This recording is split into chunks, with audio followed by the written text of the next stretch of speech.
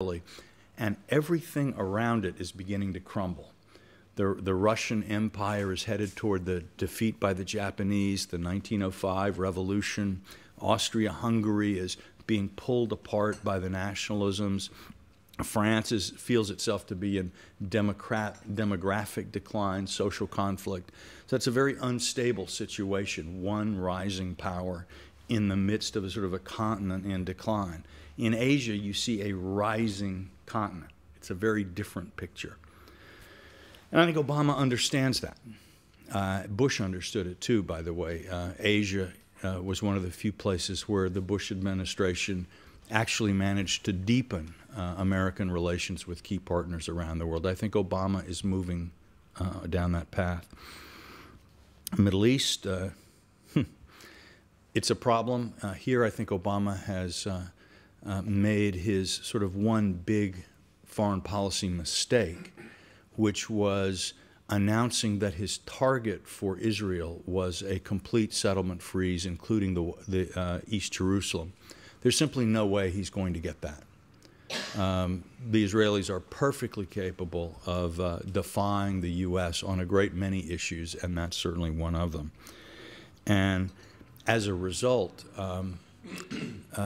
the Arabs are able to say, well, since you haven't been able to get the Israelis to do something, we don't have to do anything. And at the moment, U.S. initiatives in the region are pretty much stymied.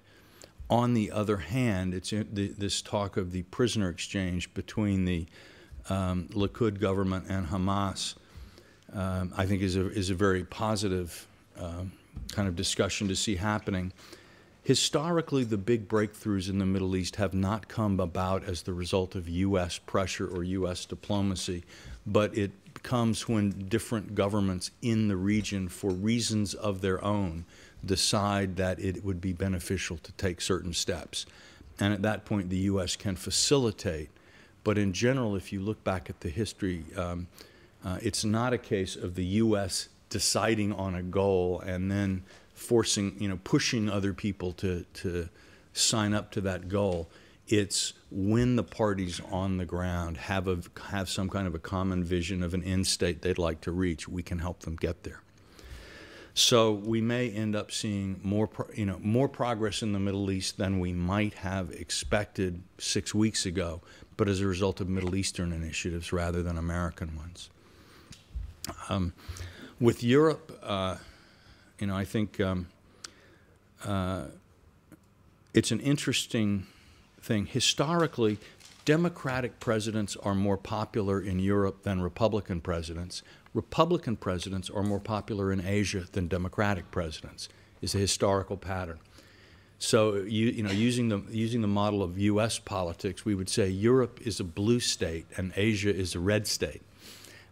One thing that's interesting is that as Asia begins to demand more influence in the world, in a sense, the world tilts from being a predominantly blue state world when we think of the way international institutions function or what their agenda may be.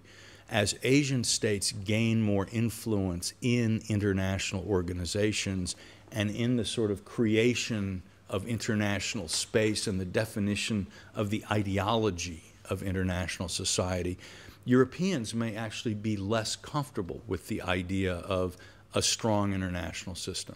I think some of the climate change debate underway is showing how some of this is at work, that Asian countries are, by and large, much more interested in rapid growth now and worry about the consequences later.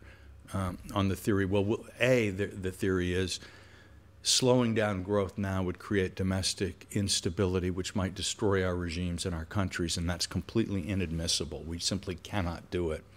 And on the other hand, long term, we will be so much richer 30, 40 years from now. Even if it's more expensive to try to deal with these problems, then we will have resources that we don't. That tends to be the calculation Asians make, right or wrong. It's what they think. Europeans, as you know, tend to have a rather different schedule of preferences. The U.S. is kind of the swing voter in this sense. Between you have Europe and developed countries, probably including Japan in Asia, with stable populations, fairly satisfactory domestic levels of affluence, who have a kind of a status quo approach to the world system and to a lot of other questions. Then you have developing countries who feel themselves to be quite poor and are growing rapidly. Their populations, and China's is not, but most of the others, is growing quite rapidly. And so they want change. They want change in the way the international order works, and they want, obviously, change in their own economic situation, their developmental situation. The U.S. tends to be sort of between them. Our demographic growth rate is sort of about halfway between Italy's, which is declining, and Kenya's, which is rising very rapidly. Our economic structure, we have more of a commodities-producing sector like many developing countries, but we also have a higher tech and service sector more like Europe and developing countries. So the U.S. tends to be sort of have a foot in both camps. And so very often I think we'll find the U.S. somewhere between the Asian and the European positions on a lot of things in the world. And that can be a very good position because a compromised position is likely to be closer to what you would have favored anyway, but can be a very difficult position because both sides will attack you and blame you if where the world comes out isn't satisfactory. Obama, I think, to some degree understands this.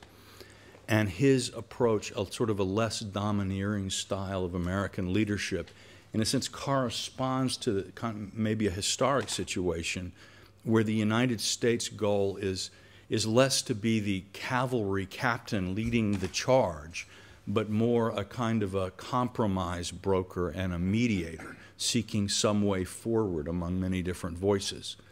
Myself, I think that's probably the best description for what the U.S. world role could be at this time. But it's extremely difficult to do. And I think that's where we see Obama is beginning to try to move down that path. But an inexperienced administration, a person himself who, 7 years ago he was in the Illinois State Senate, now suddenly he's confronting all of these things. I think we should not be surprised if we see some initiatives that are maybe not well choreographed or well thought out. This is a process. If you go back to the first 2 years of Bill Clinton's presidency, you saw many of these same kinds of patterns.